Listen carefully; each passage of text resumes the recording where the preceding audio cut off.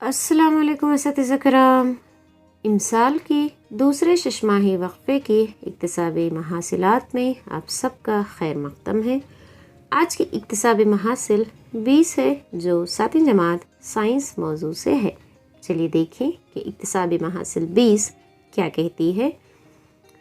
جانداروں کی اہم خصوصیات کو جاننا، ہوائی تنفس اور غیر ہوائی تنفس کے درمیان فرق کرنا۔ اس اکتسابی محاصل کے حصول کے لیے سرگرمیاں موجود ہیں جو کچھ اس طرح ہیں۔ سب سے پہلے سرگرمی ہے تصویر میں موجود جانداروں میں یکسانیت اور فرق کو پہچانیے۔ یہ سرگرمی جانداروں کی خصوصیات سے تعلق رکھتی ہے۔ چلیے دیکھیں کہ کون سی تصویر دیے ہیں۔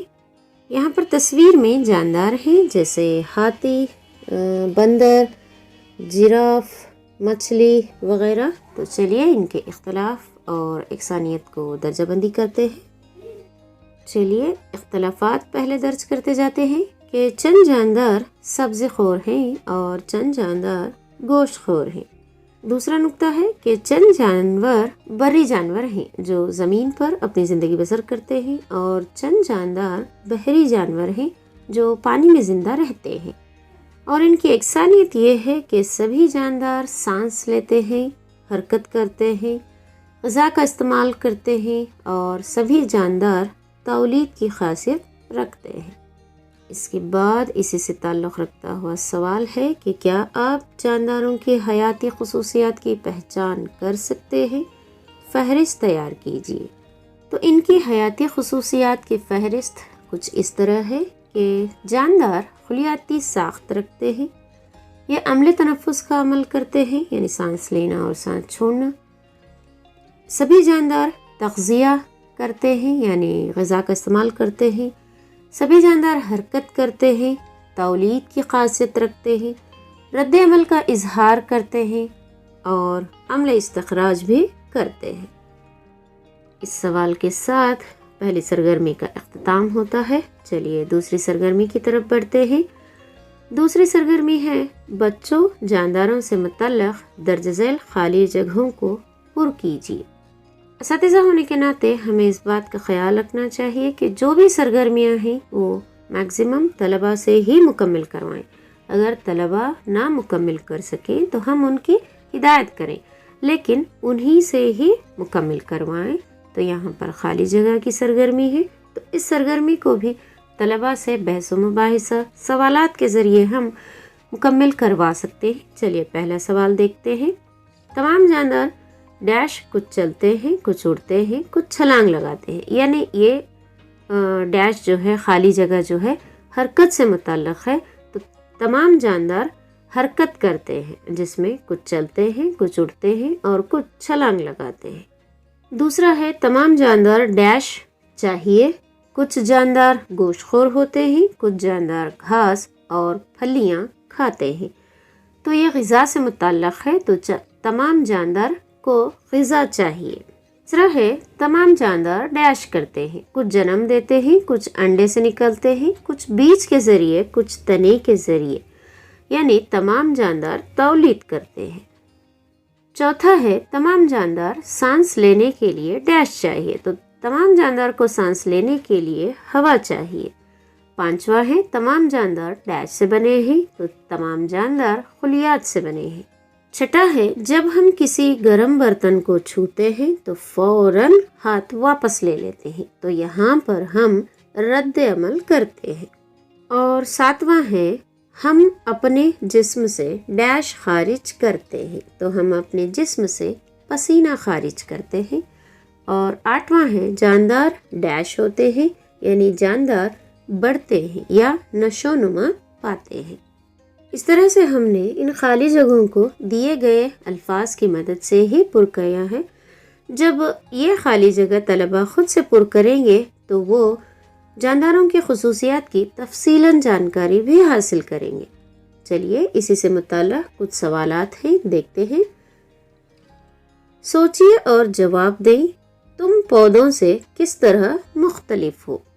طلباء کو اپنے میں اور پودوں میں پائے جانے والے اختلافات کے بارے میں درج کرنے کے لیے کہیں تو ہو سکتا ہے طلباء لکھ سکتے ہیں کہ نباتات خود پرور ہوتے ہیں جبکہ حیوانات غیر پرور ہوتے ہیں اور غذا کے لیے نباتات یا دوسرے جانوروں پر منحصر ہوتے ہیں۔ دوسرا سوال ہے ہمارا جسم کن اجزاء سے بنا ہے؟ تو ہمارا جسم خلیات سے بنا ہوا ہے۔ تیسرا ہے ہمیں سانس لینے کے لیے کون سی گیس کی ضرورت ہے؟ تو ہمیں سانس لینے کے لیے آکسیجن کی ضرورت ہے۔ چوتھا سوال ہے تنفس کے دوران لی جانے والی آکسیجن جسم کے کون سے حصے سے لی جاتی ہے؟ تو اس کا جواب ہے کہ تنفس کے دوران لی جانے والی آکسیجن جسم میں ناک کے ذریعے لی جاتی ہے اور تمام خلیوں تک پہنچائی جاتی ہے۔ اس کے بعد کا سوال ہے ہم توانائی کیسے حاصل کرتے ہیں؟ سوچیے۔ تو اس کا جواب ہو سکتا ہے طلبہ نہ دے سکیں کیونکہ انہیں خلوی تنفس کے بارے میں جانکاری نہیں ہوگی، اس لیے آپ ان کی ہدایت کریں کہ ہم توانائی خلوی تنفس کے ذریعے حاصل کرتے ہیں۔ خلوی تنفس یعنی خلیے میں توانائی کے اخراج کے ساتھ ساتھ غذا کے ٹوٹنے کا عمل۔ ان سوالوں کے مکمل ہونے کے ساتھ ہی یہاں پر دیکھیں ایک شکل دی گئی ہے اور ہدایت دی گئی ہے۔ دیکھیں شکل میں بتایا گیا ہے جاندار عضویوں کی بقا کے لیے تنفس ضروری ہے۔ تنفس غذا سے توانائی خارج کرتا ہے۔ جو سانس ہم اندر کھینچتے ہیں وہ گلوکوز کو کاربن ڈائی آکسائڈ اور پانی میں توڑتا ہے۔ تو اس شکل سے طلبہ کو خلوی تنفس کے بارے میں تفصیلی جانکاری دیں کہ خلیے میں توانائی کے اخراج کے ساتھ ساتھ غذا کے ٹوٹنے کے عمل کو خلوی تنفس کہتے ہیں۔ جب غذا یا گلوکوز آکسیجن کے ساتھ مل کر ٹوٹتی ہے تو اس سے پانی اور کاربن ڈائی آکسائڈ خارج ہوتا ہے اور ساتھ ہی توانائی کا اخراج بھی ہوتا ہے۔ اس لیے انسان کو عمل تنفس کے لیے آکسیجن گیس ضروری ہے، یعنی خلوی تنفس کے لیے آکسیجن گیس کی بہت اہمیت ہے۔ اس کے بعد چلیے دیکھیں کہ کیا سرگرمی ہے۔ ہاں یہاں پر ایک سوال ہے، دیکھیں یہاں پر شکل دی گئی ہے۔ اس شکل میں دیکھیے جب آپ سخت محنت یا پھر ورزش کرنے کے بعد آپ کیا تبدیلی محسوس کرتے ہیں؟ تو جب بھی ہم سخت ورزش یا کام کرتے ہیں تو سستی محسوس کرتے ہیں اور مزلز میں درد محسوس کرتے ہیں۔ اسی کی تفصیل یہاں پر دی گئی ہے۔ دیکھیں سخت ورزش یا کام کے لیے زیادہ توانائی کی ضرورت ہوتی ہے، لیکن توانائی کے اخراج کے لیے درکار آکسیجن کی فراہمی کم ہوتی ہے۔ توانائی کی کمی کو پورا کرنے کے لیے غذا کا ٹوٹنا تیز ہو جاتا ہے، تو اسی کو ہم غیر ہواباش تنفس کہتے ہیں۔ اس سے پہلے دیکھیں یہاں پر دیا گیا تھا کہ گلوکوز کو آکسیجن کی مدد سے غذا کے ٹوٹنے کے عمل کو ہواباش تنفس کہتے ہیں، اور یہاں پر آکسیجن کے بغیر گلوکوز کا ٹوٹنا اور توانائی کا لبریٹ ہونا یا خارج ہونے کو غیر ہواباش تنفس کہتے ہیں۔ اور اسی کو شکل کی مدد سے بھی یہاں پر دیا گیا ہے کہ گلوکوز جب خلیے میں آکسیجن کے بغیر ٹوٹنے کا عمل ہوتا ہے تو لیکٹک ایسڈ لبریٹ ہوتا ہے۔ ہواباش تنفس میں ہمیں یہاں پر کاربن ڈائی آکسائڈ خارج ہوا تھا، لیکن یہاں پر غیر ہواباش تنفس میں لیکٹک ایسڈ لبریٹ ہوتا ہے۔ تو طلبہ کو ہواباش اور غیر ہواباش تنفس کے بارے میں کمپیریزن کے طور پر اگر ہم جانکاری دیں گے تو وہ بہتر طور پر یاد رکھ پائیں گے۔ ٹھیک ہے، اسی سے متعلق ہم آگے کے سوالات مکمل کرتے ہیں۔ پہلا ہے آکسیجن سے بھرپور سانس لینے سے کون سی خوراک گلوکوز ٹوٹ جاتی ہے؟ اس کا جواب ہے خلیے میں غذا یا گلوکوز آکسیجن کی مدد سے کاربن ڈائی آکسائڈ اور پانی میں ٹوٹ جاتی ہے۔ دوسرا سوال ہے ہوائی تنفس کے دوران کون کون سے اشیاء درکار ہوتے ہیں؟ تو اس کا جواب ہے ہوائی تنفس کے دوران آکسیجن اور گلوکوز درکار ہوتے ہیں۔ تیسرا سوال ہے غیر ہوائی تنفس میں نئی شے کون سی پیدا ہوتی ہے؟ تو غیر ہوائی تنفس میں کاربن ڈائی آکسائڈ، الکوہل یا لیکٹک ایسڈ اور توانائی پیدا ہوتی ہے۔ اسی کے ساتھ تیسری سرگرمی کی طرف رخ کرتے ہیں۔ مندرجہ ذیل میں ہوائی تنفس اور غیر ہوائی تنفس کے لیے مساوات کی نشاندہی کیجیے۔ تو ہمیں یہاں پر مساوات دیے گئے ہیں، ان کو ہم ہواباش یا پھر غیر ہواباش تنفس میں نشاندہی کرنا ہے۔ پہلی مساوات دیکھتے ہیں۔ گلوکوز آکسیجن کی مدد سے کاربن ڈائی آکسائڈ، پانی اور توانائی میں ٹوٹ جاتی ہے، تو یہ ہواباش تنفس ہے۔ آکسیجن کی موجودگی ہے نا، اس لیے ہواباش تنفس کی مساوات ہے۔ دوسری مساوات ہے گلوکوز آکسیجن کی عدم موجودگی، الکحل، کاربن ڈائی آکسائڈ، توانائی۔ آکسیجن کی عدم موجودگی میں جو گلوکوز ٹوٹتا ہے تو یہ غیر ہواباش تنفس کی مساوات ہے۔ اسی طرح تیسری مساوات بھی گلوکوز آکسیجن کی عدم موجودگی، لیکٹک ایسڈ اور توانائی میں لبریٹ ہونا ہے، تو یہ بھی غیر ہواباش تنفس کی مساوات ہے۔ تو اسی کے ساتھ 3 سرگرمیوں کے مکمل کے بعد قدر پیمائی کی سرگرمی ہے، چلیے اسے دیکھتے ہیں۔ پہلا ہے جانداروں کی خصوصیات کو ان کے صحیح بیانات کے ساتھ جوڑیں۔ یہاں پر اے میں خصوصیات دیے گئے ہیں اور بی پٹی میں ان کی تفصیل دی گئی ہے۔ چلیے تھوڑا زوم ان کر لیتے ہیں تاکہ سبھی خصوصیات نظر آئیں۔ ہاں، تو اس میں پہلا ہے حرکت، اور اس کی بی پٹی میں اسے جوڑتے ہیں کہ تمام جاندار حرکت کرتے ہیں، یہاں تک کہ پودے بھی۔ دوسرا ہے تنفس، اور اس کا جوڑ ہے تمام جاندار سانس لینے کے لیے ہوا پر منحصر ہوتے ہیں۔